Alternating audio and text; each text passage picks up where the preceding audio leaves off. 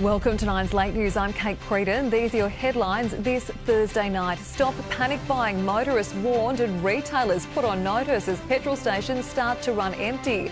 Tonight, expert analysis as the crisis escalates. Plus, how to beat the Bowser, slash your fuel bill by up to 26 cents a litre, Epi Zahos explains. Bracing for impact, Category 5 Cyclone Narelle just hours from crossing the Queensland coast. Unemployment climbs, more Aussies without jobs and those still working doing fewer hours. And how happy are we? We reveal where Australia ranks on the World Happiness Report. This is 9 News with Kate Creedon. Good evening. We're being told not to panic, but tonight a growing number of service stations across the country are without fuel. The Prime Minister is adamant our national stocks are secure, appointing a task force to manage supplies and get it where it's needed most. But overnight, two critical energy hubs were hit in the Middle East, crippling global oil reserves even further. Qatar's biggest fuel export plant struck by an Iranian missile.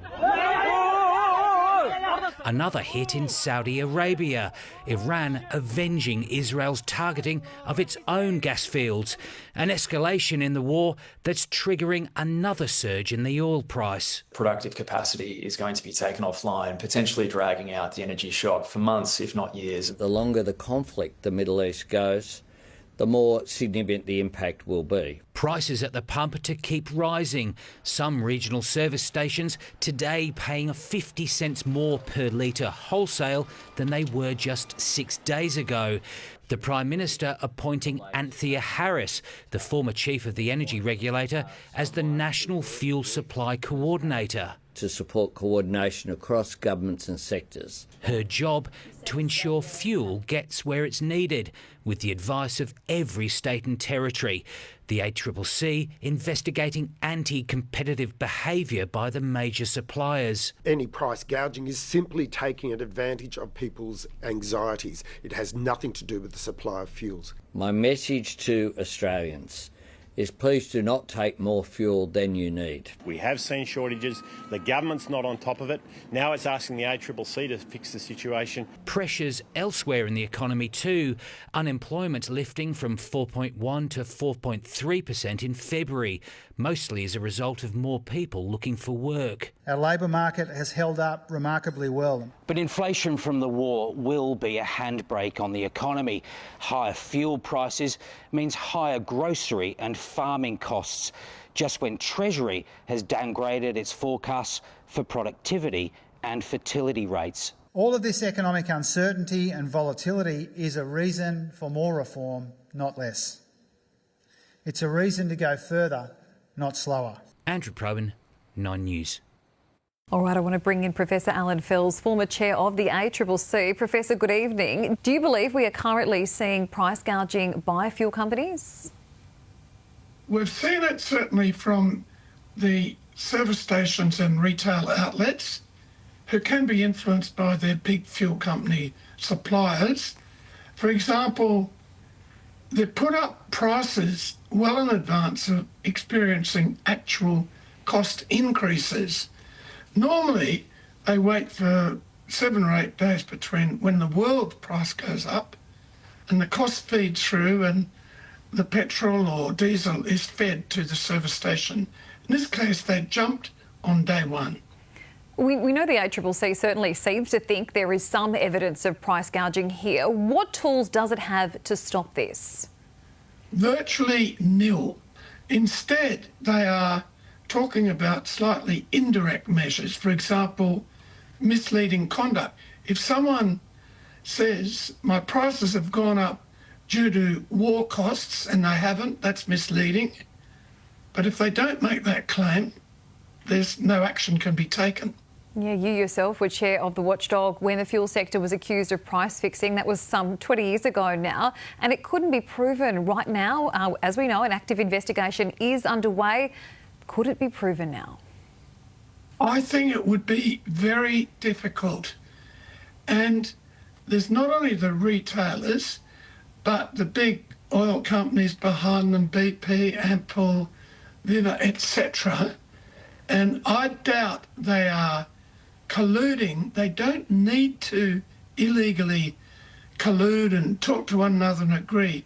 They know so much about one another, they can cooperate on price without actually breaking the law by talking to one another. Yeah, well, it's certainly unethical. I mean, obviously motorists are desperate for fuel. We're already doing it tough. What needs to change here?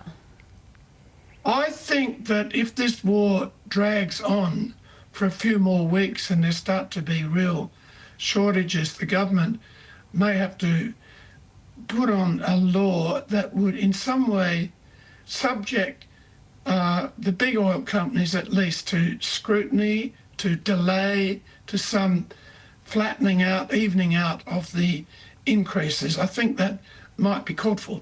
But it's not going to avoid the big increases that are flowing from the underlying problem, which is the increase in world price of oil. Unfortunately, we have to pay for it, but as consumers, we're entitled to be sure that there's no illegal behaviour in passing it on to us via collusion or false advertising, etc. Professor Alan Fells, thank you so much for your time this evening. Thank you. Taking a look at the average price of unleaded petrol across the country tonight, it's hovering around the mid-230s to mid-240s a litre, the lowest average appearing to be in Sydney and the highest in Canberra. So on the note, it's no surprise more motorists are looking for a way to save, and Nine's money editor Effie Zahos has some tips. Beating the Bowser now takes more than just one discount docket.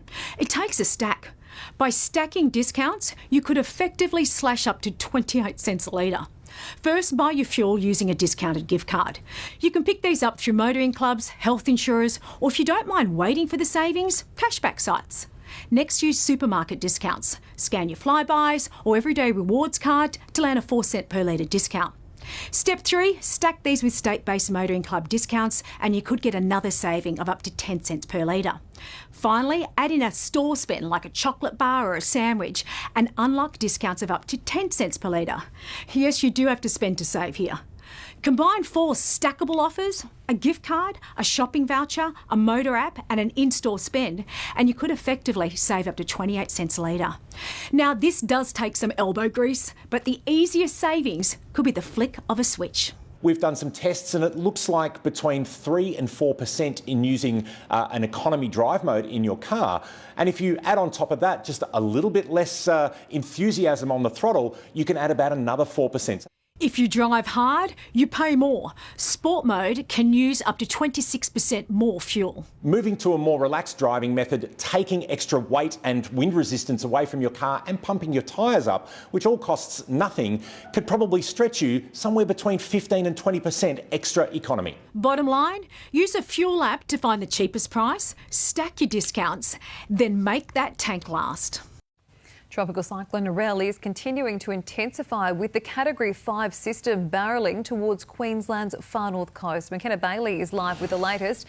McKenna, there are concerns tonight for dozens of communities in the cyclone's path. Kate, if Tropical Cyclone Narelle continues on its current path, predicted to strike the far north coast tomorrow, it will be the first Category 5 cyclone to make landfall in this area in nearly a century. Now, we've seen the strength of this cyclone rapidly change today, but it does currently remain a Cat 5. It will make landfall tomorrow morning. The warning zone stretches more than 640 kilometres from Lockhart River down to Cape Tribulation. Those communities in the firing line can expect wind gusts of around 300 kilometres an hour near the eye of the storm. Strong wind, the potential for storm surge, heavy rainfall and flash flooding. I can't sugarcoat this. The damage will be widespread with a system of that size. The type of wind that is being predicted is the sort of thing that will blow apart sheds, that will blow caravans down roadways and create fields of airborne debris. Locals have been stockpiling groceries and other essentials to get them through in case power and roads are cut. Meanwhile, extra police and paramedics have been deployed. The Army is also on standby. The Commonwealth stands ready to provide whatever assistance is required for both Queensland and for the Northern Territory. The window is quickly closing in terms of preparing emergency kits and having an emergency plan in place, with this destructive system expected to pack a punch in less than 12 hours. Kate, tomorrow also marks an ominous day for this region, 20 years to the day since Cyclone Larry lashed the North Queensland coast near Innisfail, just south of Cairns. Yeah, very concerning situation, McKenna. Thank you. A convicted murderer from Papua New Guinea is behind a High Court ruling which forced the federal government to stop tracking former detainees. Federal politics reporter Connor McGovern has this 9 News exclusive. Mark Barsa is a man who arrived in Australia from Papua New Guinea when he was just 11 years old, way back in 2000. He was granted asylum, but as a teenager, he was in jail, convicted of killing Air Force technician Zane McCready in a late-night attack in Newcastle. 2 decades on, Mark Barsa is part of a notorious cohort of immigration detainees who've committed serious crimes but can't be deported. And yesterday, he had a win in Australia's highest court. The plaintiff in a case where the Labor government's tracking of those detainees was deemed unlawful. 43 of them, many of whom committed the most serious of offences, can no longer be ankle monitored. Instead, they have mandatory reporting conditions similar to being on bail, Mark Barsa among them. The Minister needs to tell us exactly how the government intend to ensure that there is no risk to the community as a result of the findings of the High Court. Barsa's applications for a visa were knocked back 4 times by the former Liberal government. In 2022, under Labor, the visa was finally granted. This, the latest instalment in a saga which has caused political angst for the Labor government, reaching boiling point when then Attorney General Mark Dreyfus clashed with a journalist in 2023. Do not interrupt. I will not be apologising for upholding the law. Labor is downplaying the rebuke by the High Court because it's done a deal with Nauru to take detainees. That deal costing Australian taxpayers $2.5 billion. We saw a rise in the country's unemployment rate today, increasing to 4.3% in February, the equivalent of 35,000 workers now without jobs. With you now is Scott Phillips, Chief Investment Officer at the Motley Fool. Scott, good evening. This came as quite a shock. What's behind the figures? Kate, good evening. It did, and there's a bit to unpack here. So you're right, 35,000 more Australians without work than this time last month. It's also true that about 45,000 more Australians have a job than they did this time last month, and it comes down to what we call the participation rate. That is the percentage of Australians of adult working age who are looking for a job or in work. That went up from 66.7% to 66.9%, mirroring the 0.2% increase in the unemployment rate. More jobs created is good, not enough to satisfy those who want a job is bad, and that's the difference between those two numbers. OK, so despite there being more people in work, we're actually working fewer hours. Explain that for us. Yeah, so this is really important too. What we saw was the jobs that were created were overwhelmingly part-time jobs. In fact, we created something like 75,000 part-time jobs and lost about 35,000 full-time jobs. So the move from full-time to part-time was reflected in those numbers. So more Australians working, but overall hours are less because more of us are working part-time than we were this time last month. All right, and how is this likely to impact the Reserve Bank's next board meeting on interest rates? That's a really tough one. Look, the percentage goes up. That's something they will take notice of. What they've been concerned about is the tight labour market. Now, the fact that we created more jobs and we managed to fill them would probably suggest to the Reserve Bank that employment still remains pretty good. And that's a good thing for those who are looking for a job. It's not good news for inflation. They are worried about capacity constraints. In normal people language, that's really the reality that there's more demand in the economy than we have goods and services to supply to fulfil that demand. That probably means inflationary pressures remain at least as strong as they were last time we looked at the numbers. All right, well, that is not good news. And also it was a bad day on the market too. Yeah, rubbish day on the ASX. We got a bad lead from Wall Street, so we knew things were going to be pretty ordinary. The future suggested a decline of 1.5%. In the end, we managed to beat that, not in a good way. Both major indices down by more than 1.6%. A day to forget, and it still is hinging on what happens in Iran, the Middle East, and of course, those oil prices. Scott Phillips from the Motley Fool, thank you. Pleasure. Thanks, Kate. Still ahead on 9's late news. News just in, a teenager fighting for life after falling from a moving train. Victoria's Premier dismisses talk 2 senior ministers are trying to replace her. Plus the radical proposal to shut down black market tobacco. And how happy are we really? We'll tell you how Australia compares to the rest of the world. Live on 9 and streaming on 9 Now. We'll be back with more right after this.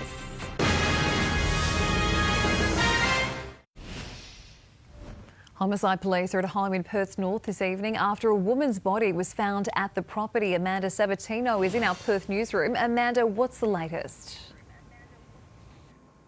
Well, Kate, officers have been at the home since about 9 o'clock this morning. They arrived at Mahalia Bend in Bankshire Grove, where they made the grim discovery. A 42-year-old woman found unresponsive inside.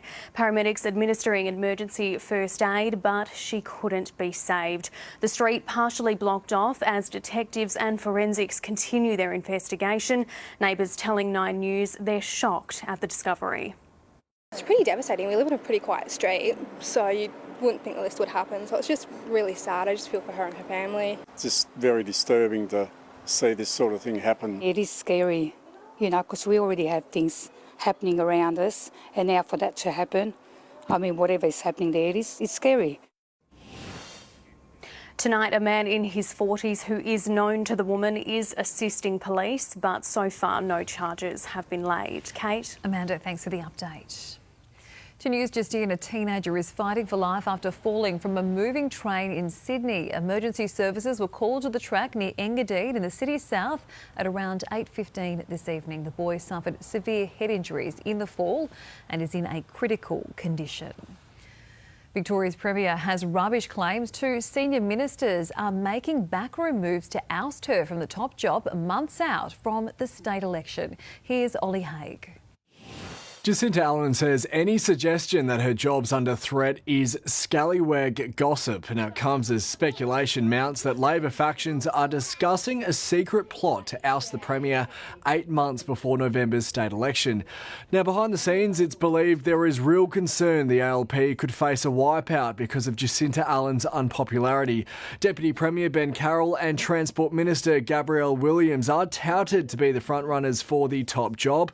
However, both quickly rubbished any suggestion today they're doing their numbers for a potential leadership spill. In fact, every Labor MP we spoke to put on a united front, saying Jacinta Allen will take them to November.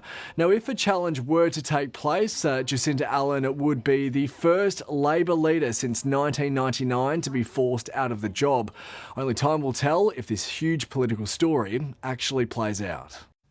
Tobacconists across the country could be shut down in a bid to stem the flow of black market cigarettes. With small corner stores being firebombed, the federal government is considering only allowing tobacco to be sold in major supermarkets. Happiness is arguably the most important metric of all, and the report card for countries across the world is in for 2026. For more, Madison Scott joins me in the studio. Maddie, where do we sit? Kate, happy to be here, but I'm a little bit sad to report that Australia didn't even make the top 10. In fact, no English-speaking countries did. Australia is ranked the 15th happiest country in the world, closely followed by our Kiwi neighbours. Nordic nations topped the charts, with Finland at number 1 for the 9th year in a row. These Northern European countries combine relatively high incomes with low inequality. Interestingly, Costa Rica has skyrocketed to number 4 after being ranked just 23 in 2023. This result shows how social trust, community and everyday quality of life can matter just as much as income. Unsurprisingly, war-torn countries like Afghanistan and those that are battling internal unrest rank the lowest. Now, a key takeaway from this report is how social media use is leading to a decline in young people's well-being, especially in teenage girls. Researchers finding 15-year-old females who use social media for 5 or more hours a day reported a drop in life satisfaction. Under 25s who use it for less than 1 hour a day were the happiest. Now, Kate, it's a score out of 10. What do you think your happiness rating would be? Always a 10 out of 10, Maddie. Thank you. When we return, outrage over a social media post from cyclist Rowan Dennis, who ran over his wife. And Queen Mary back where it all began.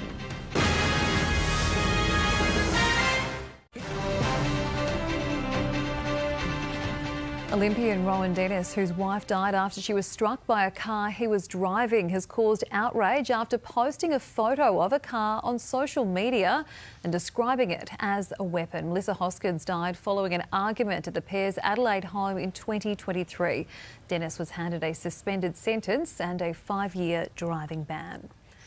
The cost of living crisis is hitting the top end of town too. The combined fortunes of the 2026 rich list has dropped $25 billion. The biggest loser, tech giant Atlassian. The rise of AI wiping $35 billion off its bottom line. Mining queen Gina Rinehart managed to keep her spot at the top with $41 billion, and property king Harry Triguboff coming in second, and cardboard magnate Anthony Pratt rounding out the top three. And a surprise inclusion, rich list newcomers Georgie and Daniel Contos, their Gen Z fashion brand White Fox, netting the pair more than $1.4 billion. And read the entire list in The Australian tomorrow. Speaking of money, let's get a hit of finance now. Looking at the markets, it's red across the board. At home, the All Ords closed 157 points lower. On Wall Street, the Dow Jones falling 786 points. And in London, the FTSE is almost 175 points lower. Checking the Aussie dollar against the major currencies tonight, sitting at a multi-year high after yesterday's rate rise, buying 7.57 US cents, 112 Japanese yen, 53 British pence, 61 euro cents, and just over $1.21 New Zealand. On to commodities. Gold has tumbled a few hundred in the last few days, now sitting at $4,700 US an ounce. Silver is at 74 and oil is at 107 US dollars a barrel. It's a homecoming celebration like Tasmania has never seen. Denmark's Queen Mary and King Frederick back in her hometown for the first time as monarchs. The Prime Minister joining them before Hobart's waterfront was shut down for the royals. In Tasmania, she was the people's princess. For the first time, she returns as Queen. A homecoming parade for one of Hobart's most famous expats and the King. Very, very special. So we absolutely adore Mary. You know, she's the perfect Queen. Along the waterfront, a sea of mostly Danish flags. Locals and Danes equally excited. Their day began with a ceremony at Government House and included a stop at the world-renowned Mona, the Museum of Old and New Art, the backdrop for a Danish electro-pop performance. But the day's best postcards came while on the Derwent, the couple enjoying a picture-perfect boat cruise, passing the Hobart suburb of Taroona, where Mary grew up. Yeah, some good memories popped up. All while creating some new ones, the Queen holding an urchin and even releasing a lobster back into the water. It was a new experience. Learning about underwater and above it, touring a shipbuilding facility constructing Europe's largest battery electric ferry. Mary gifted flowers. The couple joined by Prime Minister Anthony Albanese for the unveiling of a plaque. This is their first official visit to Tasmania since 2005. And while there's plenty of business on the agenda, there's nothing quite like coming home. Edward Godfrey, 9 News. Stay with us, your weather details are next as we take a look at an overcast Sydney Harbour where it's currently 21 degrees.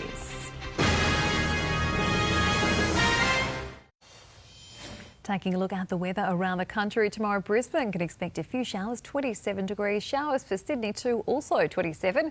A shower or two with a possible storm for Canberra, 25. Cloudy in Melbourne, 22. Partly cloudy in Hobart, 23. Adelaide should be mostly sunny, 27. Sunshine for Perth too, 34. And showers increasing in Darwin, 31, the top there. Before we go, here's a quick look at what's coming up on Today. Tomorrow, Peaky Blinder Cillian Murphy joins us on the show. Exciting. Plus, Cargo's training with an Aussie NFL giant, Jordan Mailata. Don't miss it. Looking forward to it, team. If you missed anything from tonight's bulletin, you can catch up on 9 Now. That is 9's late news for this Thursday. I'm Kate Creedon. Thanks for joining us. Have a great night.